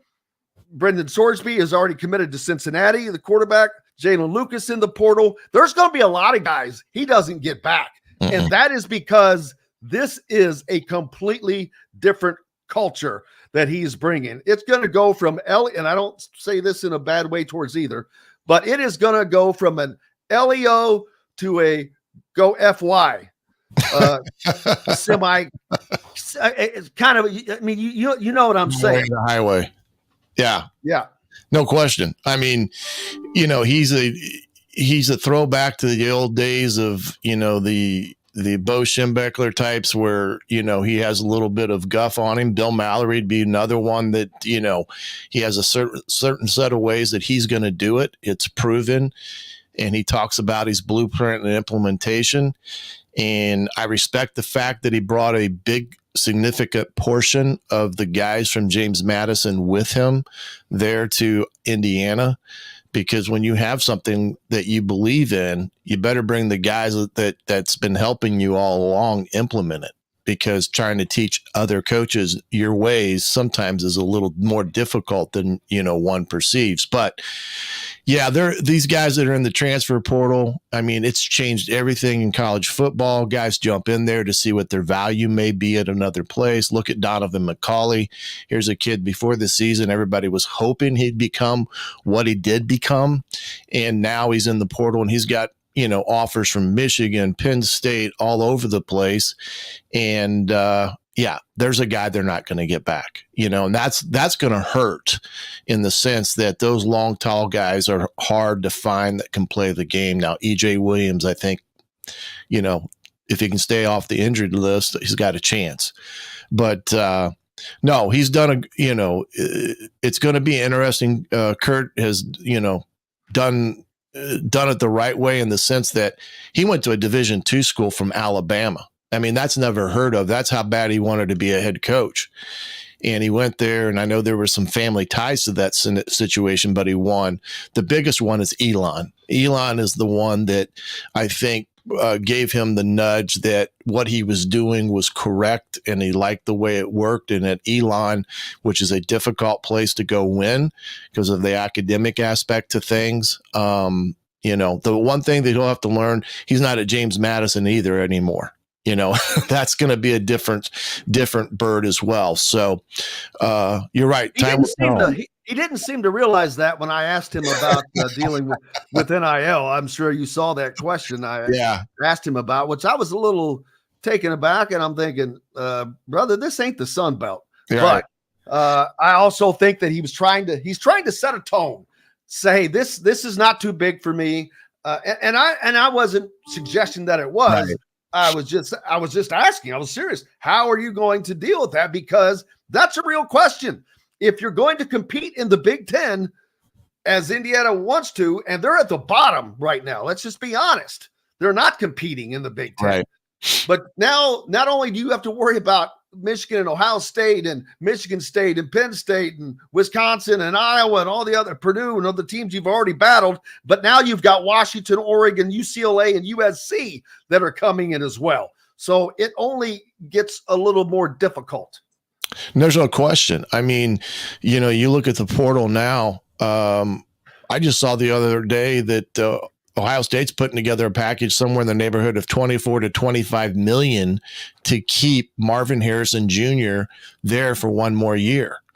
I mean, $3 million. That is totally ridiculous. Yeah, but that's the money that's going out the window right now. You take Donovan McCauley, he probably is going to get $500,000 to go somewhere else. Now, is Indiana going to match that? Well, when you only have $3 million in the coffer, they can't.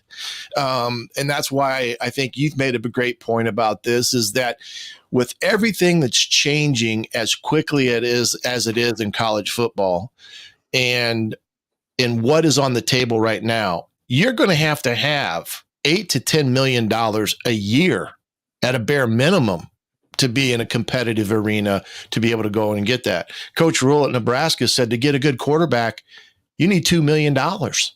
I mean, that's the craziness that's going on right now. And then even some of that stuff is overblown as well. It's overblown as well. I mean, there's no way of telling because nothing gets released in that regard.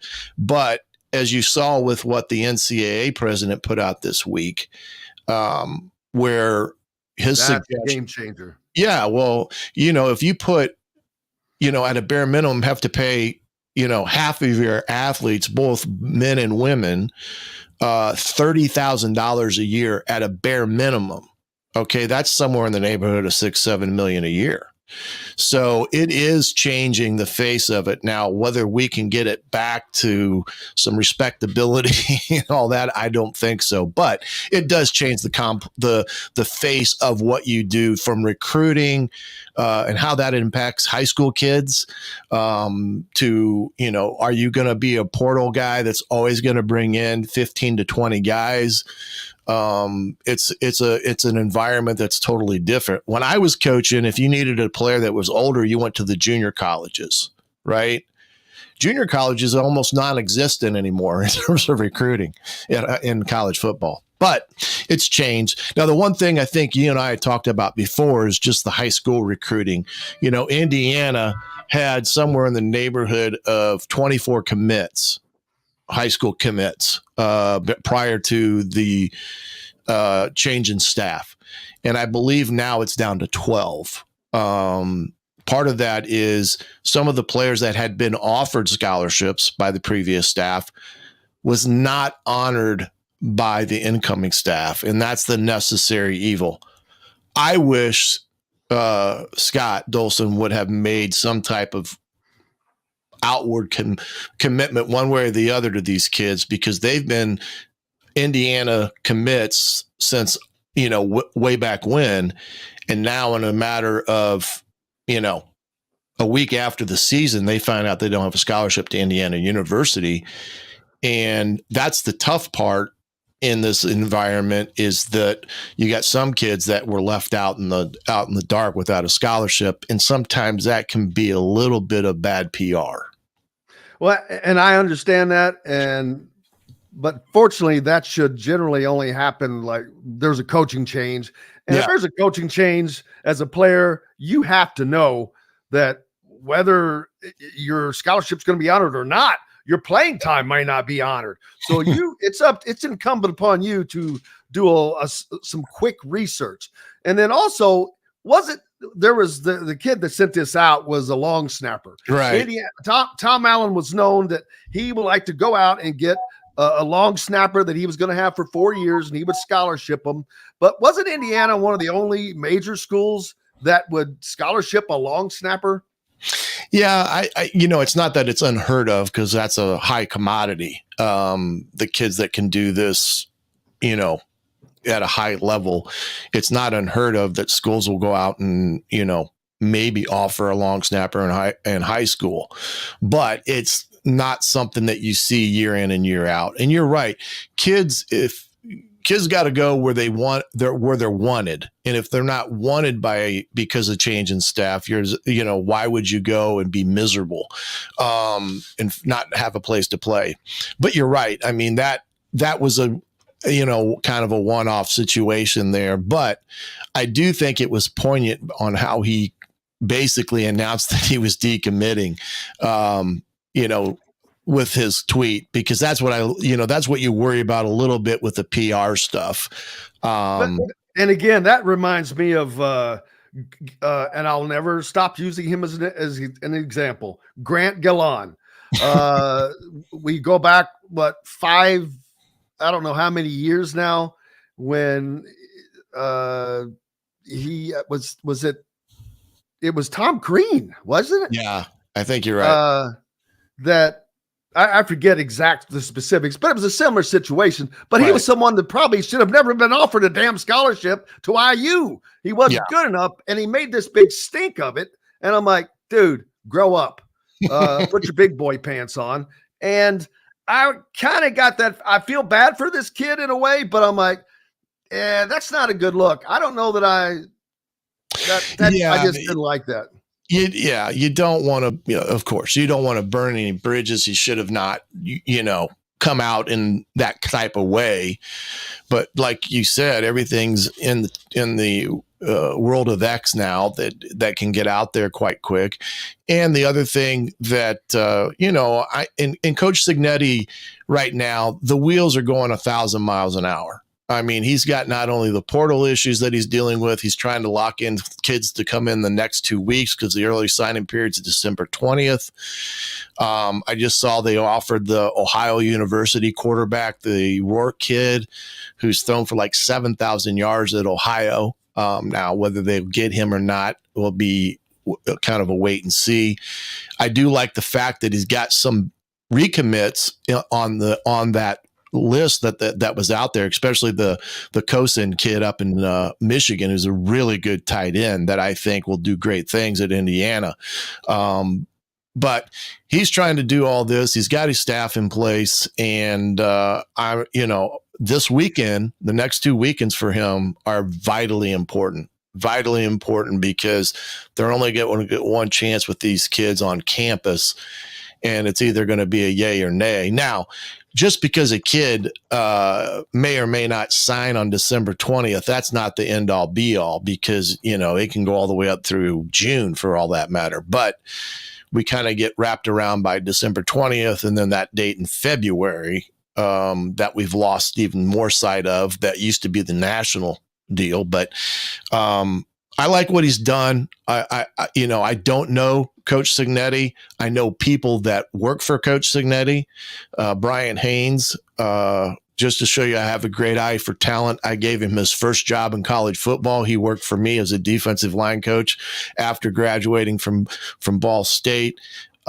He's a great kid. He was with my son there at Indiana under Kevin Wilson when my son played there at IU back in would have been 13 through 18, played there. But I like his ability to relate to the kids. I think he's done great things at James Madison as the defensive coordinator, as has the Shanahan gentleman that's coaching the offensive side. So he's got a young, invigorating staff that he needs. He's got his blueprint. I think it's going to be a matter of time. Now, he doesn't want to be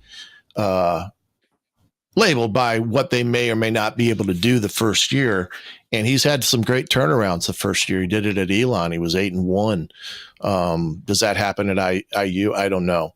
But I think the biggest thing is the collectives and the NIL and how that all coincides. That was huge, Jim. That $3 million, and I think the Hoosier Connect had raised $1 million like a week before.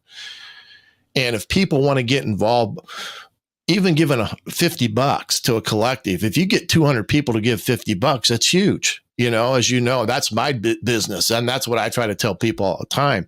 You may not have tens and thousands of dollars laying around to give to X, Y, or Z. But you'll find out the more the people that give the $25 and $50 are the ones that make a huge impact. Absolutely. Shannon, Griffith, cannot thank you enough. Look forward to buddy. doing this each week. Make sure you give Shannon a follow on Twitter, and also Hoosier Football Tailgate, another podcast where he goes a little bit more in depth than we're able to do on here from a time standpoint. But look forward to it, man. It was fun already. All right, buddy. I appreciate you. Thank you, sir. Have a great weekend. Hey, and to everybody else, a big thanks to Bob Kravitz of bobkravitz.com. Of course, Zach Osterman from the Indy Star, Travis Miller from Boiler Upload, John, the producer, for finally showing up this week and keeping us between the white lines. Just a little joke. And then I will see you guys again tomorrow from Atlanta as Indiana takes on Auburn after the game with Todd Leary for the postgame show. Until then, I'm Jim Coyle. I will see you on the radio. Thanks for listening to Indiana Sports Beat Radio. Be sure to subscribe to our YouTube page for more clips and team coverage of Indiana basketball, football, and more. You can also find full episodes and tons of other content on thehoosier.com. We'll see you next time for another edition of Indiana Sports Beat